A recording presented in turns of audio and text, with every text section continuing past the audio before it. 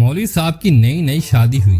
مولوی صاحب نے محسوس کیا کہ اس کی بیوی شرماتی ہے۔ مولوی صاحب نے اپنی 17 سالہ بیوی سے کہا، تم شرماتی کیوں ہو؟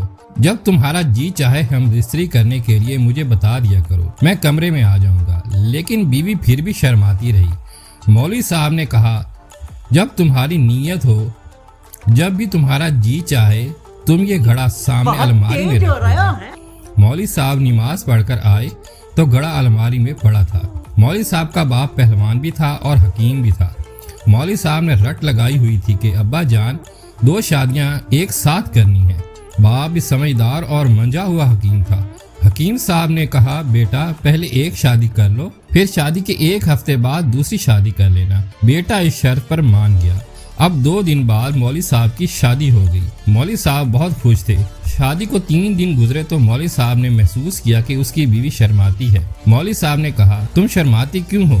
جب تمہارا جی چاہے مجھے بتا دیا کرو، میں کمرے میں آ جاؤں گا۔ لیکن بیوی پھر بھی شرماتی رہی۔ مولوی صاحب نے کہا، جب تمہاری نیت ہو، جب تمہارا جی چاہے ملنے کو، یہ گھڑا الماری میں رکھ دینا۔ مولوی صاحب نماز پڑھ کر آئے تو گھڑا الماری میں پڑا تھا۔ مولوی صاحب خوش ہوئے اور کہا، آ جاؤ کمرے میں۔ مولوی صاحب ظہر کی نماز پڑھنے کے لیے گئے تو گھڑا الماری میں پڑا تھا۔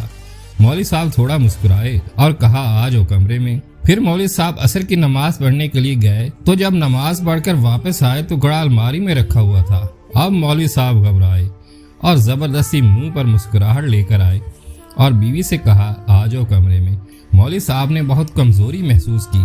پھر جب مغرب کی نماز پڑھنے کے لیے گئے تو مغرب کی نماز پڑھنے کے بعد واپسی پر تھوڑا ڈر کے گھبرا کے کہیں پھر گھڑا الماری میں نہ پڑا ہو، تو خیر گھڑا الماری میں ہی رکھا ہوا تھا۔ بیوی کی طرف دیکھا تو وہ مسکرا رہی تھی۔ بہت بے دل ہو کر خود پر قابو پا کر کہا، آ جاؤ کمرے میں۔ اب جب عشاء کی نماز پڑھنے کے لیے گئے تو نماز پڑھ کر وہیں بیٹھ گئے۔ گھر میں بیوی انتظار کر رہی تھی۔ تھوڑی دیر گزری تو بیوی نے گلی سے ایک بچے کو بلایا اور کہا، جاؤ مسجد سے مولوی صاحب کو بلا کر لاؤ۔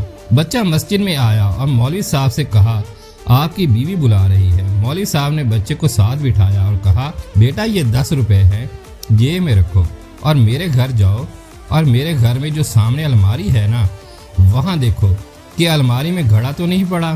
تو بچہ گیا، دیکھ کر آیا۔ مولوی صاحب سے کہا، گھڑا الماری میں پڑا ہے۔ تو مولوی صاحب نے کہا، بیٹا جاؤ میری بیوی سے کہو کہ میں گھر میں نہیں آؤں گا جب تک یہ گھڑا الماری میں پڑا ہے، یا تو یہ گھڑا گھر میں رہے گا یا میں گھر میں رہوں گا۔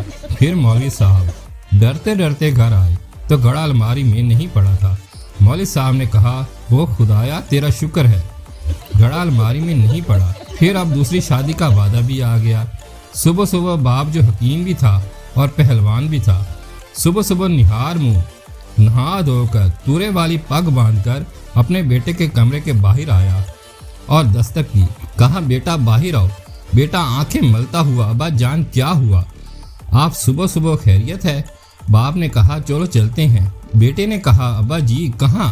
باپ، بیٹا تمہاری دوسری شادی کے لیے رشتہ لینے۔ مولوی صاحب رو کر کہتا ہے، نہ ابا جی، تہاڈی قسم میں دوسری شادی کا نام نہیں لوں گا۔ باپ نے کہا، بیٹا کیا ہوا؟ شادی سے پہلے تو کہتے تھے ایک ساتھ 2 شادیاں کرنی ہیں، اب کیا ہو گیا؟ مولوی صاحب، ابا جی یہ ایک ہی کافی ہے، میری تو ٹانگوں سے جان نکل گئی ہے۔ تب باپ نے کہا، بیٹا نہا دھو کر ناشتہ کر کے میرے پاس آ جانا۔ مولوی صاحب اپنے باپ کی حکمت والی دکان پر پہنچا۔ باپ نے اسے ایک نسخہ دیا۔ پھر مولوی صاحب نے وہ باپ کا بتایا ہوا نسخہ 1 ہفتہ کھایا۔ پھر مولوی صاحب کی جان میں جان آئی۔ پھر مولوی صاحب نے وہ گھڑا خود اٹھا کر الماری میں رکھا اور مولوی صاحب کی بیوی خوش ہو گئی۔ نسخہ نوٹ فرما لیں، آپ نے سب سے پہلے لونگ لینی ہے۔ وہ لونگ آپ نے ایک شیشے کی بوتل میں رکھ لینے ہیں۔ پھر آپ نے وہ لونگ 2 صبح اور 2 شام کو لینے ہیں، چائے یا پانی کے ساتھ۔ نفس میں تناؤ اور سختی کے لیے نسخہ: تخم کونج 50 گرام، اسکند 50 گرام، گوند 50 گرام، موسلی سنبل 50 گرام، ستاور 30 گرام۔ تمام ادویات کو الگ الگ کوٹ کر چھان کر مکس کر لیں۔ مقدار خوراک: 1 چائے والا چمچ رات کو کھانے کے 1 گھنٹہ بعد نیم گرم دودھ کے ساتھ۔